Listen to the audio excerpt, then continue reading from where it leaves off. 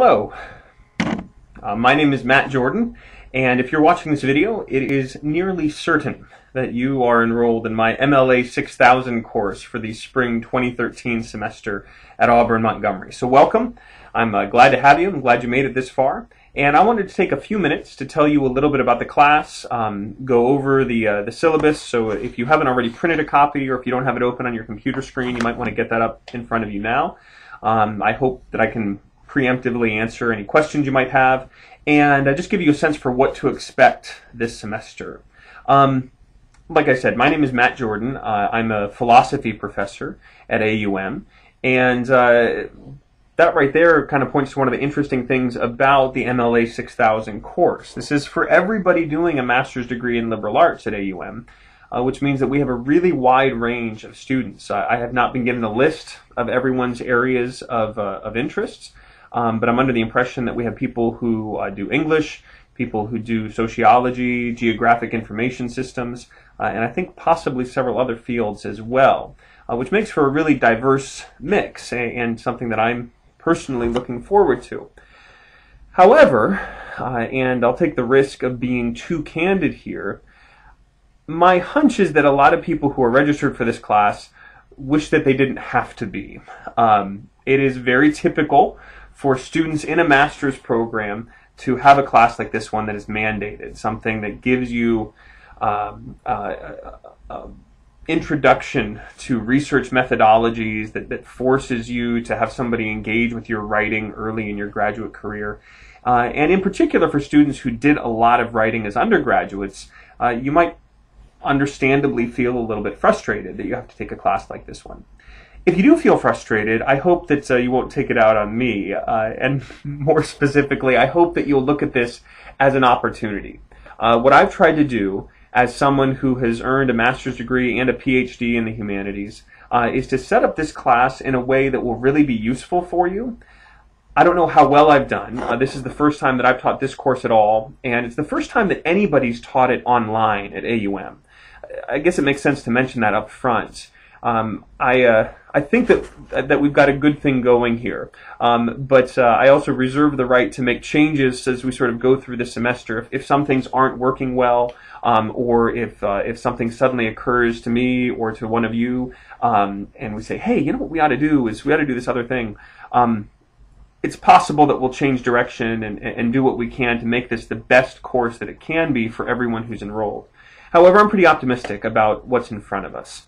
So, what is in front of us? That's called a segue in the journalism business. If you take a look at your syllabus, you've got my contact information at the top. What I have basically done this semester is carve out Thursdays as a day that I can be in my office and be mostly focused on this class. Since, again, we're online, we don't have a scheduled time, and we all need to meet together. There aren't going to be any mandatory chat room sessions online or anything like that. But Thursdays from 9:30 to 3:30, I expect to be in my office, and I'm available via telephone or email, or we can use an online chat room if that's a way you prefer to talk. Skype is fine as well.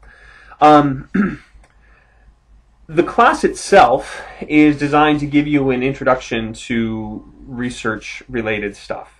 If you're doing a master's degree in liberal arts, you've got to be able to do research, and you've got to be able to write. And we're going to do what we can this semester to make you better and better at those things, even if you're already pretty good at them. And hopefully the assignments that I've given you are things that are going to really push you forward into your own area. My main goal in designing the assignments has been to try to put the class together in a way where you feel like this is really helpful. This is helping you make progress in your discipline. Hopefully it's not something that is a bunch of busy work that's detracting from the other things that you really want to be doing. So for starters, you'll need two books, but the one book that everybody needs is Research Matters. And you've got the ISBN and stuff for that on the syllabus. Obviously, you'll need internet access. It's an online course, and if you're watching this video, I guess you've already got that taken care of. What kind of work are you going to be doing? Well, if you look at the syllabus on page 1, under assignments, there are weekly homework assignments. At least I've structured them as weekly assignments out of this book. This is not a hard book. I think that most people who are doing a master's degree are going to find this very simple, very straightforward, and you're going to find that most of the homework exercises don't take much time. You are welcome to stretch this out over the whole semester. If you turn to the last part of the syllabus, pages 4 and 5, you will see that these due dates stretch from January 9th through May 1st for different stuff. And the last homework assignment from Research Matters, which is RM in the syllabus, is April 17th. But look, it might be in your interest to go ahead and plow through this book over the next week or two and just complete all of the homework assignments in January and just get those things all done. That's 30% of your grade, and it should be fairly easy for you to just knock that all out right up front if you're so inclined. I can't promise to grade all of them in advance, though if you mention to me that they're submitted, I'd be happy to take a look. You'll also do an annotated bibliography. This is something that some of you, I'm sure, have done before. Many of you probably haven't. The basic idea is that you'll do some research. You'll look for essays that are relevant to a topic that you would like to investigate within your field. And then you write a short, what's called an abstract, of each of those essays with a little bit of critical commentary thrown in. Chapter 12 of Research Matters talks about annotated bibliographies. You can get more instructions there.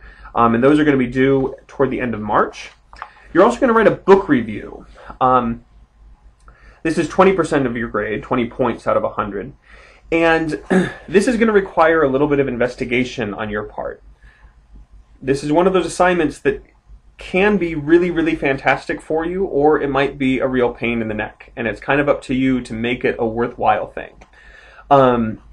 Here's what you should do.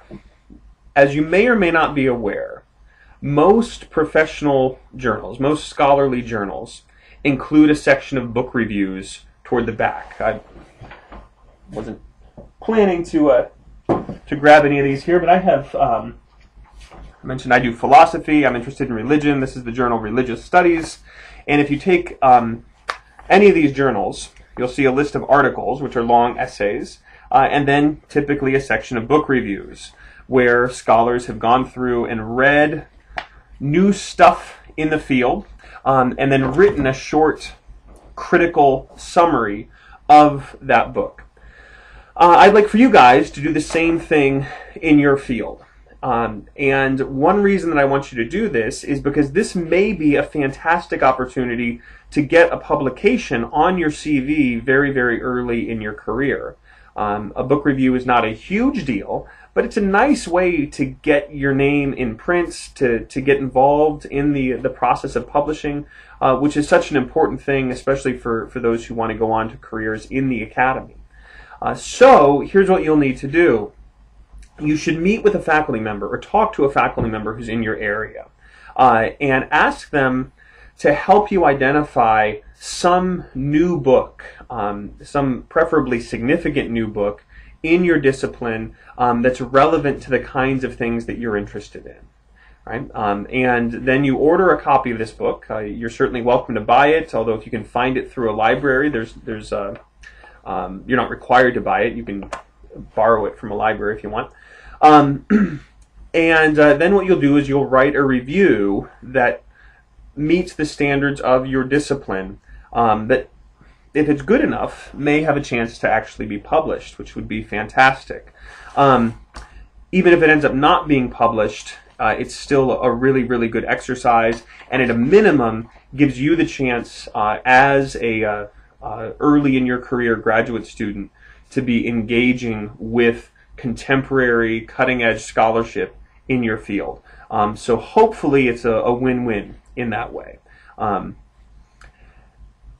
next thing on the syllabus here, I'm on page 2. I'm going to say more about the book review in a second. But the next thing is the research paper. And this is, unsurprisingly, the biggest project that you've got to do this semester.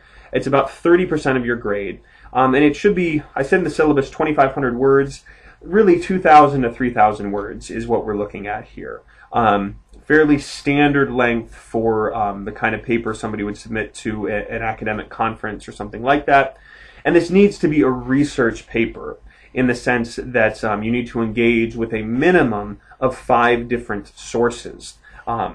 If you are smart, you will use the 5 sources from your annotated bibliography as the core sources for your research paper. You don't want to do any extra work that you can avoid, obviously. Excuse me. The research paper itself is intended to be the first step toward your master's thesis. A lot of people find thesis writing to be the most challenging part of the master's program, and what I would like this class to do for you is to help you take a big step toward working on the thesis, right? So that the research paper you write for this essay the research paper you write for this course may very well end up being the backbone or the introductory chapter or something like that of the thesis that you write for the MLA degree. Unless you're doing philosophy, of course, I personally can't help you a whole lot with selecting a topic. But there are lots of people here who can. And this is another issue where you're going to want to meet with somebody in your field and have a really good conversation about where your interests lie and what kinds of things you might pursue in a thesis project. Right? And as much as you can, try to steer your research paper for this class in that direction. Again, my goal is that none of what you're doing here should be a waste of time. Hopefully what you find is that even though this is work, even though it's effort, it's enjoyable, interesting stuff that's paying dividends with respect to your thesis project here at AUM. You'll also do a presentation. Now, we're not meeting in a classroom, so obviously you're not going to do a presentation in class for your classmates. But I would like you to use either PowerPoint software or Prezi.com to put together a presentation based on the paper that you write. And I think that's fairly self-explanatory. We can talk more about that in April if you would like to. There's a long section here in the syllabus about plagiarism. Talking to the faculty member who has traditionally taught this course, she mentioned that every single semester she has had to fail somebody for plagiarism. Please, please, please do not plagiarize anything. We'll be submitting essays via the Blackboard site, and that uses Turnitin.com software, which means that everything you submit is going to be compared to online databases with a whole bunch of student papers and websites cataloged there. If you submit someone else's work and present it as your own, even if it's just a little bit, even if it's just one paragraph or one sentence of somebody else's work that you submit as yours, you can assume that you will fail the course. Please don't do it. It's something I take very seriously. If you need more details, check the syllabus here. And please let me know if you have any questions. Page 4, we get into the schedule then. You can see I put a reading schedule on here. I really want you to read the book. And if you're like me, and I know I am, you do better if you have things sort of laid out for you. So I've given you this nice little chart here on page 4. I even put a little column where you can check it off. It's very satisfying to finish something and check it. At least I think so. You, again, don't have to follow this schedule. You can read the whole book this weekend if you want to. But if it's helpful, this schedule will keep you on pace so that you're reading the right stuff to be prepared to do the homework assignments when those are due. Blah, blah, blah, blah, blah. Anything else? Oh, yes. The important thing to note is at the end of the semester, I'll ask you how much of the assigned reading did you complete. And you can lose points if the answer is less than 100%. So be aware of that. Read the book. It's easy. You might not love all of it, but it's really useful stuff. There's some really, really high quality material in here, and just read it. Don't complain. Read it. And, excuse me. And then the assignment schedule. Again, I think you'll find this very self-explanatory on pages 4 to 5. The first thing I'd like you to do, and this is very, very soon, this is the first Wednesday of the term, I'd like you to write a short essay describing the most memorable writing experience you've ever had. This can be a good thing or a bad thing, just the most memorable experience you've had. This gives me a chance to get some of your writing in front of me and get a sense for where folks are coming from as far as that goes.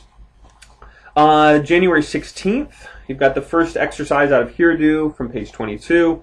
And you also need to choose a book for your book review. So that's coming up fast as well. Again, January 16th. By that day, you need to have decided what book you're going to write a review of for that assignment. Because then you need to order the book and start reading through it and everything that goes into that. By January 23rd, you need to select a topic for your research paper. Okay? And the best way to approach this is in terms of a question that you're trying to answer. Right? So don't think about the view that you want to defend. Think about the question you want to answer. The question could be something like, did William Shakespeare really write the works of Shakespeare? In my discipline of philosophy, something like, here's the question that animated my doctoral dissertation was, what's the connection between theism, atheism, and morality? How do those ideas fit together? That sort of thing. What is the question that you want to answer in your research paper? Start there. Don't think in terms of the view you're going to defend. Start with the question, and then you're going to research academic articles and books that are going to help you answer that question. Other schedule stuff is pretty straightforward. Book review ends up being due on April 3rd. You'll have the first draft of your research paper will be due on April 10th, and then a second draft due on April 24th. So you'll get feedback from me on your first draft. You won't get a grade, but I'll make comments, and then you can polish it and turn in a final draft April 24th, and then the presentation stuff that goes with it by May 1st, and that's it. So hopefully all of this is clear. Again, my desire for you and for this class is that it would be interesting and that it would really be productive and fruitful for you. And if you have any questions, please, please, please don't be shy about sending me an email or giving me a call or stopping by my office if you're here in Montgomery. But I look forward to working with you all, and let me know if I can help you. Take care.